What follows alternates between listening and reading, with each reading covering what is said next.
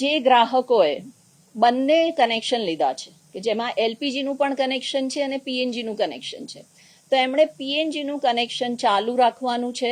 અને એલપીજીનું કનેક્શન એમનું oil marketing companies દ્વારા સરેન્ડર કરાવવામાં આવશે. બીજી બાબત એ છે કે જે લોકોએ એપ્લિકેશન આપેલી છે કે જેમને પીએનજીનું કનેક્શન જોઈએ છે પણ હજી એની મંજૂરી એમને મળવાની બાકી હતી, તો એ બધાને મંજૂરી આપવામાં આવેલી છે અને એમને બહુ જ ટૂંકા સમયમાં પીએનજીનું કનેક્શન મળી જશે અને ચાલુ કરવામાં આવશે. આ બીજી અગત્યની બાબત છે. ત્રીજી અગત્યની બાબત એ છે કે શહેરોમાં એવા ઘણા વિસ્તારો છે, સોસાયટી છે કે જ્યાં પીએનજીનું કનેક્શન નેટવર્ક પહોંચેલું છે, પણ આ વિસ્તારોમાં અમુક લોકોએ પીએનજીના કનેક્શન લીધા છે જ્યારે અમુક લોકોએ નથી લીધા.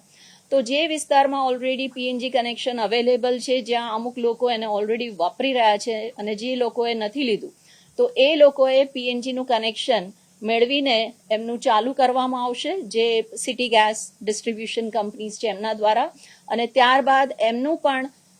એલપીજીનું કનેક્શન ઓઇલ માર્કેટિંગ કંપનીઝ દ્વારા સરેન્ડર કરવામાં આવશે.